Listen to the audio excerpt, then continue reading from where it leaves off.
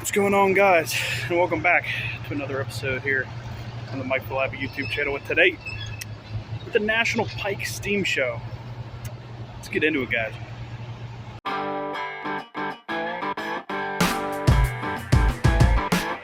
What you see behind me, the white thing, is the gate. We've got a toolbox in the shop, and we'll do a little bit about that.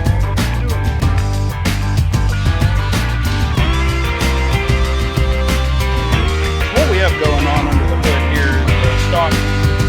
What we're going to do, what's going on, guys? Welcome back. What's going on, guys? Welcome back. Anyway, like I said, thanks for watching. Like, comment, subscribe.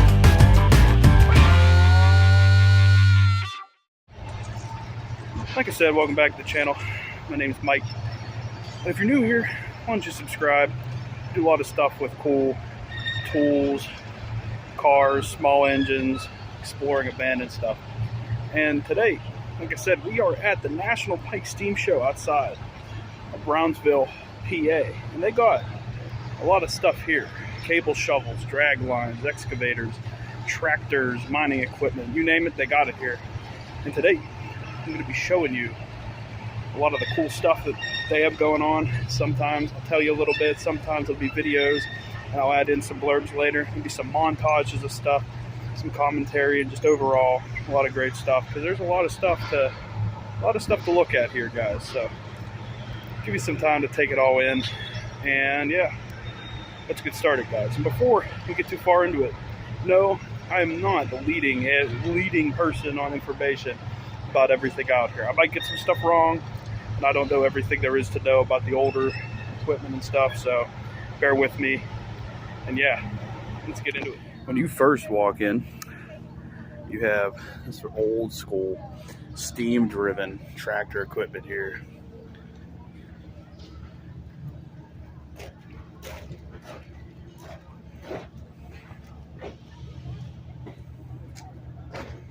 It's pretty neat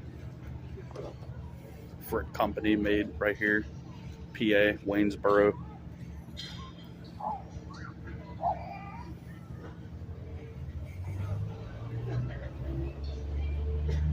Some pretty cool stuff. They got quite a few old school steam tractors made in a couple different places. But that's pretty cool that they've preserved all of that stuff. Starting off strong here. It's probably going to be a little hard to hear, but starting off with more or less one of my favorite things I have here, and that is all your cable shovels. This one here is a Bucyrus Erie, and I just think that the old cable-driven equipment is pretty cool. Obviously, cable-driven equipment started to fall out of favor whenever with the advent of hydraulic equipment. I just think that it's cool that people out here are still keeping it alive.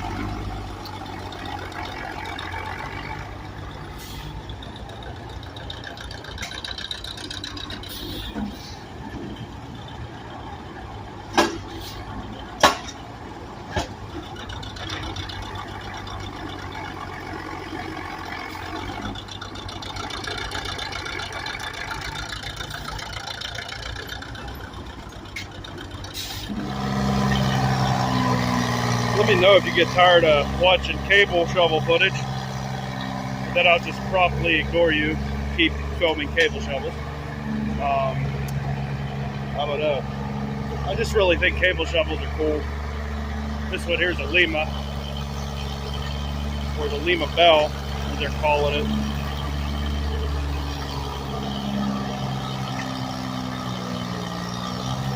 I promise you there's other things going on out here.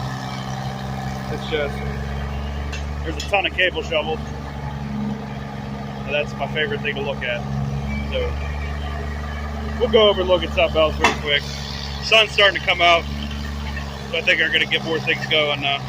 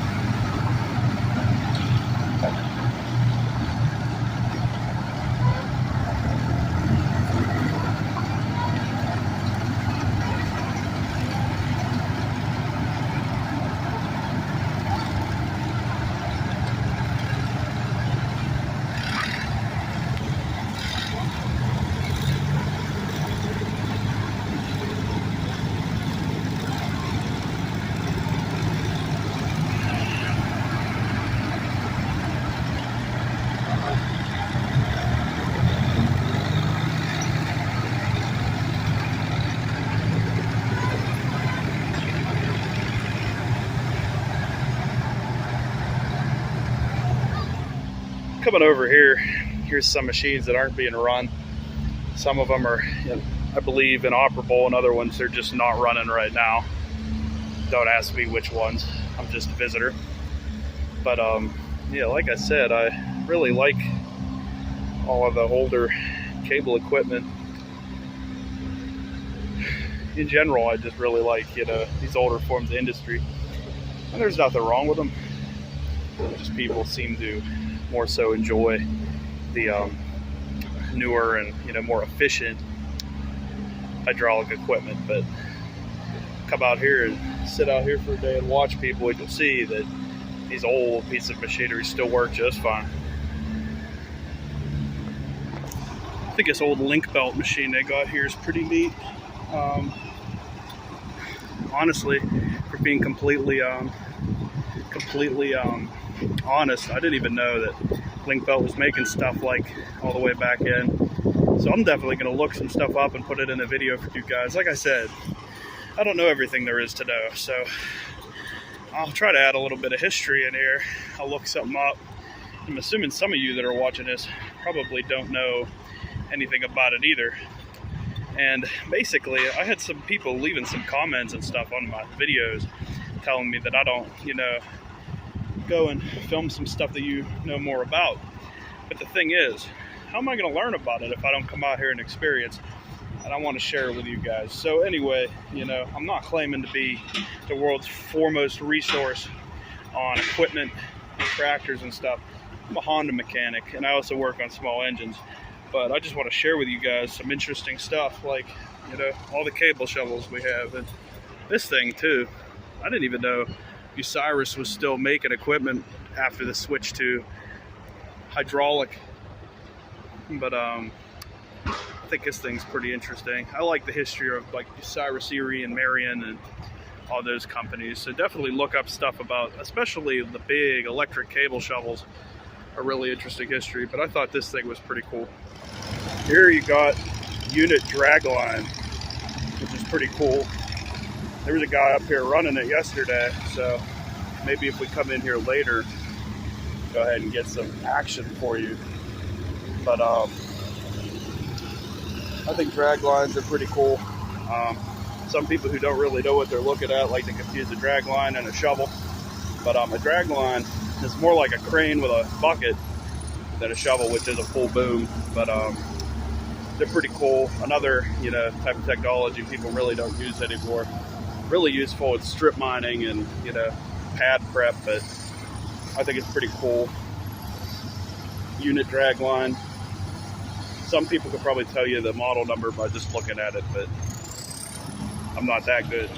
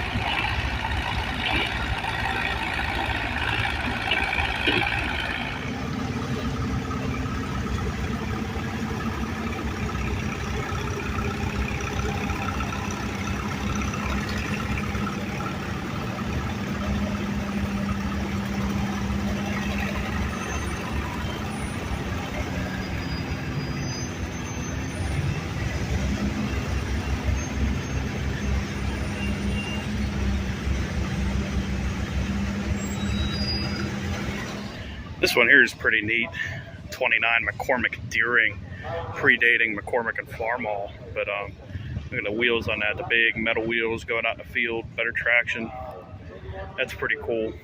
On the topic of tractors, there's probably hundreds of them, more than anywhere else I've ever been, and they're fairly, fairly sorted out. You got all your Deeres down here, and then the Farmalls wrap around, tons of Internationals, Fords, New Hollands, Cases.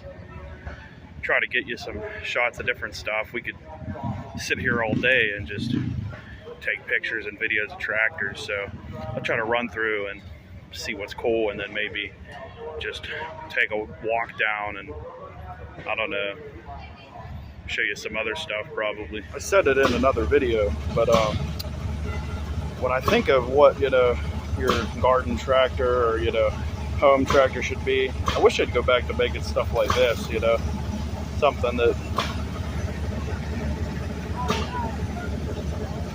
that you could work on, something that wouldn't break every 5 years, something that you could actually haul something with, something more stout, something more rugged,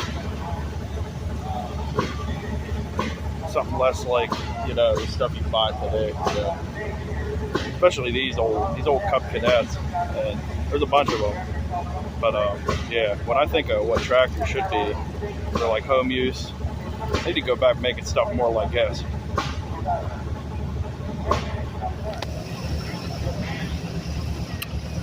This tractor here, kind of personal memory. This was the same exact lawnmower we had growing up as a kid. So I miss it. The gear snapped off the engine block, so they went ahead and scrapped it. But the same exact one. If I could ever find another one, I'd probably go and buy it. But yeah, I love these things.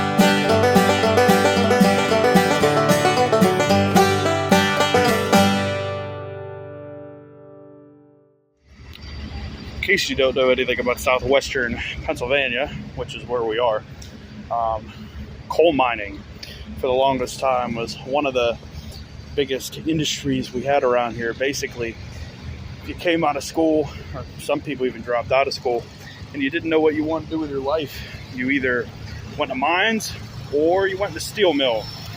And basically, they went ahead and recreated that here for you today.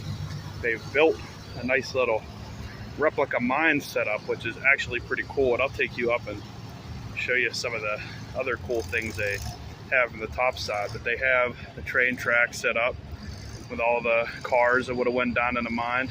For those of you who don't know, they were all electric driven, so you would have had wires that would have carried them out, and that's kind of like how they got power, similar to like a streetcar or a trolley.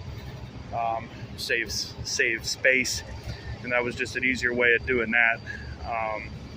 Yeah, I'll take you around and show you some of this different equipment they have over here. As you can see here, got some different stuff. This wood mine car here, you can pause and read it, but it's pretty crazy. This mine here was the last one to use horses. Something interesting to think about.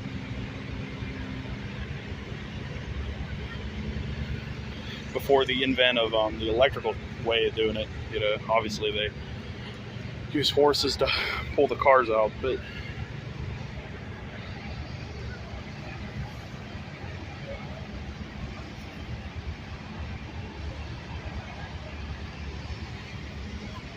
this right here is that bigger machine that we saw from the back. You could read about it. Vesta 4 mine, coal center. They kind of used some of the other signage around here, which I'll show you. But yeah, that there, that's kind of what one of those coal locomotives would have looked like. Well, they're not, obviously not coal operated locomotives, but one of those electric locomotives that they would use to pull the cars out. Pretty cool stuff that they have here.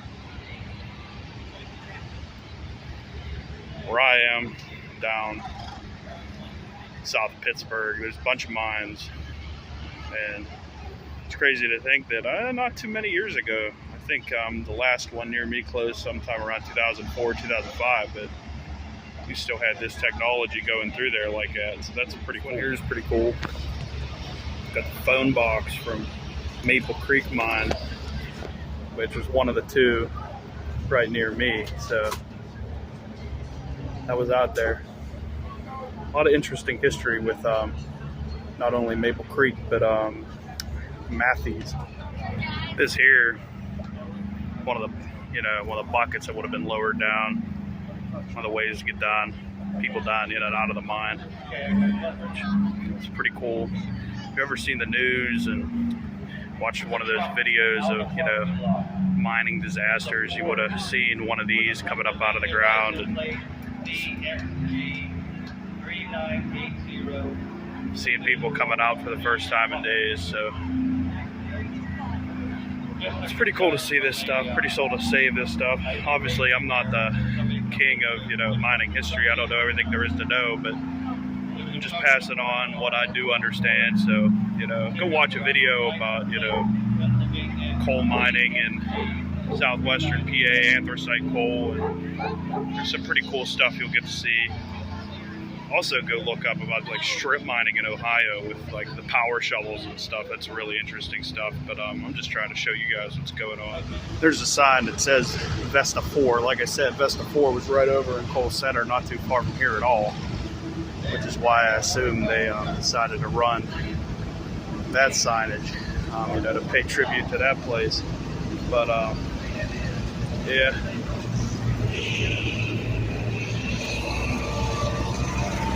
That conveyor you got over there. This building here is kind of like their loadout point. Obviously, they got their stuff going down, and it goes in, and then they park I think it was an F700 or something underneath the conveyor, and it loads the coal into the truck. Obviously, you know,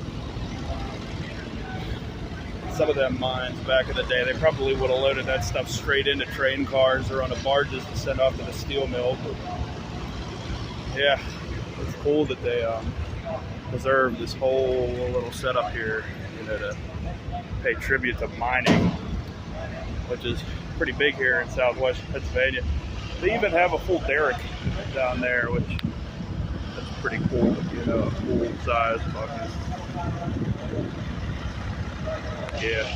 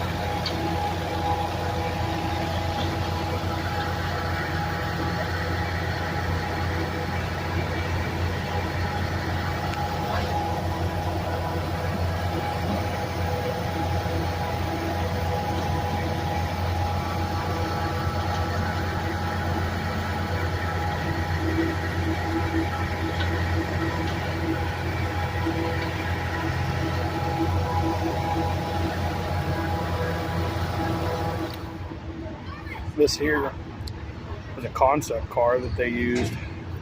You could pause and read that if you want. Go ahead and try and see it. If you're watching on your TV, maybe you could scan the QR code. I don't know. But basically, this was a safety concept that they designed. You can probably see the lights flashing. But it was designed, basically, you could run it down into the mine and pull people out or do emergency medical stuff instead of had to go in on foot or whatever. I'm assuming this thing was probably faster. Yeah, only one of them ever made. But I can see how it'd be cool. Here you have this. I don't know if you've heard of Q Creek Mine Rescue, but this was the truck they used whenever they went ahead and had to go in and pull them guys out.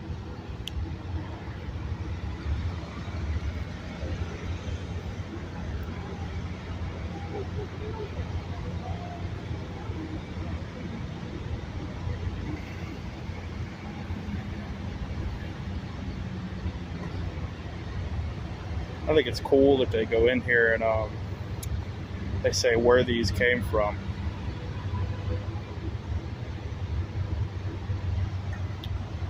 That way you could go in and read and, you know. This was at a couple different ones, but it's cool that these were made right here in PA, up in Franklin.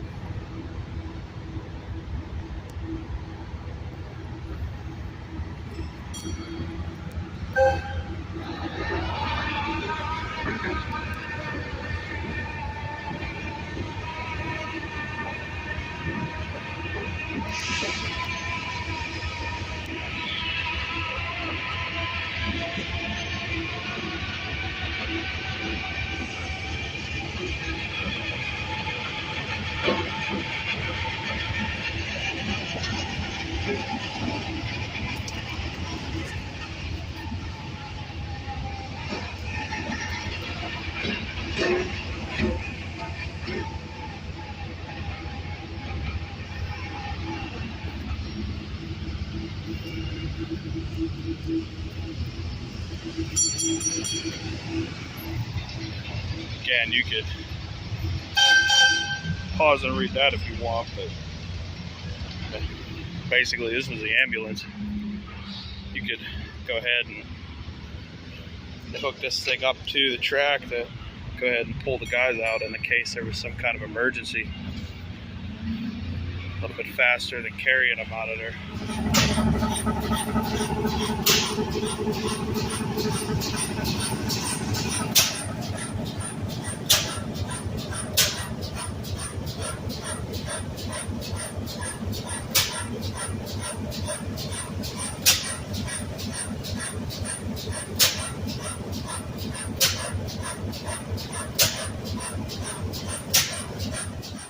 Well, guys, I hope you enjoyed everything I was able to show you out at the STEAM show. That's only a fraction of what's actually out there. If you want to see everything that they have out there at the STEAM show, you got to go to one of them. They do it twice a year, once in May, and then I believe the other show is in August. I've never been out there. Maybe we go to the August one this year. But there's just so much there. Like, all of the tractors I showed you, there was probably dozens more. There's hundreds of tractors out there. Same thing with equipment. There's tons of equipment. Show was a 2-day show. They run a little bit of different stuff every day. There's a lot of different exhibits, a lot of different stuff. So if you want to get the full show, you got to go both days, and you got to just be there. But I showed you everything I could, and I think it gave you a pretty good feel of what goes on out there. It's a great event.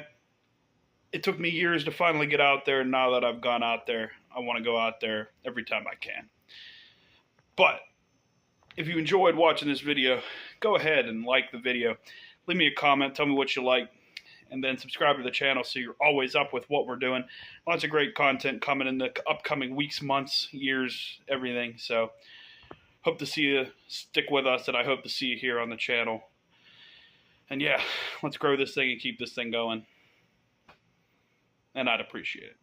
So like I said, thanks for watching the video. Remember to like, comment, subscribe, and we'll see you here next time on the Mike Falappi YouTube channel. Thanks, guys.